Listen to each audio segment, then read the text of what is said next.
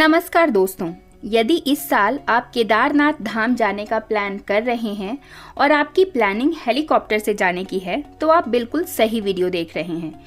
इस वीडियो में हम आपको बताएंगे कि आपको केदारनाथ यात्रा बाय हेलीकॉप्टर कैसे करनी है, कहां से आप बुकिंग कर सकते हैं, बुकिंग कितने दिन पहले होती है, इसके क्या रूल्स हैं, क्या प्रोसीजर है, ऑफलाइन या ऑनलाइन टिकट कब बुक करानी है, टोटल कितने दिन का ट्रिप होता है, केदारनाथ में अगर आप एक दिन स्टे करना चाहते हैं तो कहाँ रुक सकते हैं, यदि हेलीकॉप्टर से बुकिंग करते हैं तो इसके चार्जेस क्या हैं, ये सारी चीज़ें हम आज की इस वीडियो में डिस्कस करेंगे। तो दोस्तों आइए स्टार्ट करते हैं ये वीडियो और सबसे पहले ये जानते हैं कि केदारनाथ धाम जाने के लिए आपको हेलीकॉप्टर लेना कहाँ से है। केदारनाथ जाने के लिए अगर हेलीकॉप्टर सर्विस आपको लेनी है तो ये टोटल 3 जगहों से उड़ती है। पहला है गुप्तकाशी, दूसरा है फाटा और तीसरा है सिरसी। इन तीनों जगहों से ही हेलीकॉप्टर्स उड़ती हैं, लेकिन अगर आप हरिद्वार से आ रहे हैं तो आप प्रेफर करें फाटा या सिरसी जाना, क्योंकि गुप्तकाशी से जो हेलीकॉप्टर की टिकट है वो काफ़ी ज़्यादा महंगी है। हरिद्वार से जब आप आएंगे तो गुप्तकाशी सबसे पहले पड़ेगा, फिर फाटा और फिर सिरसी पड़ेगा। तो दोस्तों हरिद्वार से अगर आप बस से आना चाहें तो आप बस से भी आ सकते हैं या फिर प्राइवेट कैब्स या टैक्सी लेकर भी आप फाटा पहुंच सकते हैं। प्राइवेट कैब्स करीब फाटा तक आने के लिए आपसे 5,000 से 7,000 रुपये चार्ज करेंगे। तो हम मान के चलते हैं कि हम फाटा से हेलीकॉप्टर लेंगे। अब दोस्तों हेलीकॉप्टर की जो कंपनीज होती हैं वो अलग अलग होती हैं, जैसे कि Pawan Hans, Pinnacle, Himalayan aircrafts, ये सारी कंपनीज हैं। तो दोस्तों अलग अलग कंपनीज की अलग अलग एयरक्राफ्ट्स हैं जो कि आपको फाटा में ही 2-3 किलोमीटर के रेडियस पर दिख जाएंगी। तो बुकिंग करते समय आपकी टिकट पर ये सब मेंशन होता है कि आपका हेलीकॉप्टर किस कंपनी का है और ये कहाँ से उड़ान भरेगा। पहले दिन तो आपको फाटा में स्टे करना होगा जिस दिन आप हरिद्वार से आते हैं। फाटा में आपको नॉर्मल रेट्स पर होटल्स भी मिल जाएंगे। अब बात करते हैं कि हमें हेलीकॉप्टर की टिकट लेनी कहाँ से है। तो दोस्तों IRCTC की इस साइट से heliyatra.irctc.co.in से आप अपनी टिकट बुक करा सकते हैं। पिछले साल का रूल कुछ और था और इस साल का रूल थोड़ा चेंज हो गया है। इस साल अगर आपको हेलीकॉप्टर की टिकट बुक करानी है तो आपको पहले 4 धाम की यात्रा का रजिस्ट्रेशन कराना होगा। आपको स्क्रीन पर दी गई वेबसाइट पर जाकर रजिस्ट्रेशन कराना होगा। ये रजिस्ट्रेशन बिल्कुल फ्री होता है। ये रजिस्ट्रेशन कराने के बाद ही आप अपनी हेलीकॉप्टर सर्विस में लॉगिन कर पाएंगे, उसके बिना आपका लॉगिन नहीं हो पाएगा। जब आप हेलीकॉप्टर बुकिंग के लिए जाएंगे तो आपको 2 ऑप्शंस दिए जाते हैं कि आपको सेम डे जाकर वापस आना है या फिर आपको वहां रुकना है। आपको कोई एक ऑप्शन चूज करना होगा।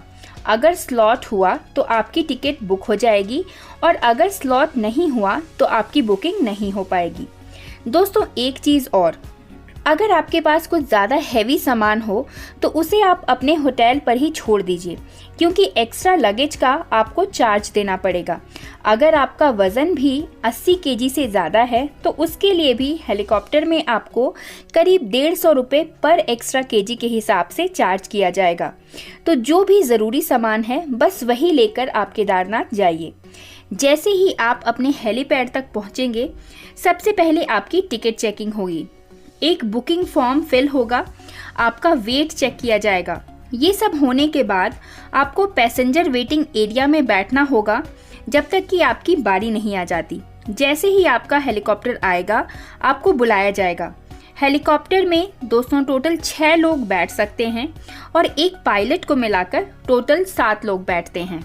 अगर आप फाटा से हेलीकॉप्टर पर बैठते हैं तो करीब 4 से 5 मिनट की राइड करके आप केदारनाथ के हेलीपैड पर पहुंच जाएंगे। वहीं आप गुप्तकाशी से हेलीकॉप्टर बुक करते हैं तो आपकी 8 से 9 मिनट की राइड होगी और अगर आप सिरसी से बुक करते हैं तो आपकी 2 से 3 मिनट की राइड होगी और आप केदारनाथ हेलीपैड पहुंच जाएंगे। तो दोस्तों आइए हम रेट्स के बारे में भी बात कर लेते हैं कि अगर आप फाटा से हेलीकॉप्टर बुक करते हैं तो करीब आपके 5,000 रुपये लगते हैं पर पर्सन आना और जाना, और अगर आप गुप्तकाशी से बुक करते हैं तो करीब 8,000 रुपये लगेंगे आने और जाने में। यहाँ से करीब आधे किलोमीटर पैदल चलकर आपको पहुँचना होगा केदारनाथ धाम। करीब 10 से 15 मिनट का समय आपको लगेगा यहाँ से मंदिर पहुँचने में। और दोस्तों, केदारनाथ धाम पहुँचते ही, मंदिर को देखते ही आपकी जितनी भी थकान है, जितनी भी परेशानी है, वो सब दूर हो जाएगी। आप आराम से भोलेनाथ के दर्शन करिए। मंदिर के पीछे ही आपको एक बड़ी सी शिला देखने को मिलेगी, जिसे भीम शिला के नाम से जानते हैं। त्रासदी के समय ऐसा कहते हैं कि ये शिला स्वतः ही मंदिर के पीछे आ गई थी, जिससे पानी की धारा 2 भागों में बट गई थी और मंदिर को कोई नुकसान नहीं पहुंचा था। तो ये सब भोलेनाथ की कृपा है। दोस्तों, जब आप इस मंदिर प्रांगण में पहुंचेंगे तो आपको ऐसा लगेगा कि स्वर्ग कहिए या फिर केदारनाथ, बात तो एक ही है। मंदिर पहुंचकर दर्शन के लिए आपको लाइन में लगना पड़ेगा। कितना टाइम लगेगा दर्शन में, ये डिपेंड करता है कि आप कब गए हैं, उस समय भीड़ कितनी है। लेकिन आप मान के चलिए कि 2 से 3 घंटे का समय करीब करीब लग जाता है। दोस्तों, अगर आपको यहाँ एक दिन रुकना है, केदारनाथ धाम के आसपास ही आपको काफ़ी सारे होटल ऑप्शंस मिल जाएंगे, लेकिन इनकी बुकिंग अगर आप ऑनलाइन करा लें तो ज़्यादा अच्छा है। ऑफलाइन बुकिंग में थोड़ी प्रॉब्लम आती है। और दूसरा ऑप्शन है कि आप GMVN के टेंट्स या फिर कॉटेज में भी रुक सकते हैं। आप GMVN की वेबसाइट पर जाकर इसकी बुकिंग भी करा सकते हैं। एक बात आपको और बता दें दोस्तों कि मंदिर के आसपास आपको केवल प्राइवेट होटल्स ही देखने को मिलेंगे। वहां आपका किसी भी तरह का कोई टेंट अवेलेबल नहीं है। अगले दिन अर्ली मॉर्निंग आप वापस मंदिर आकर लाइन में लग जाइए। अगर आप टाइम से आते हैं तो आपको सुबह की आरती भी देखने को मिल जाएगी। तो दोस्तों, आप दर्शन करिए, फिर वापस जहाँ भी आप रुके हैं वहाँ से आप अपना सामान लीजिए और वापस हो लीजिए अपने गंतव्य स्थान के लिए। तो दोस्तों, ये थी हमारी केदारनाथ धाम की यात्रा हेलीकॉप्टर से। आशा करती हूँ ये वीडियो आपको इन्फॉर्मेटिव लगी हो। अगर ये वीडियो आपको पसंद आई है तो इस वीडियो को एक लाइक ज़रूर करें, कमेंट में हर हर महादेव लिखें और ऐसे ही अन्य वीडियोज़ के लिए हमारे चैनल पे बने रहें। धन्यवाद।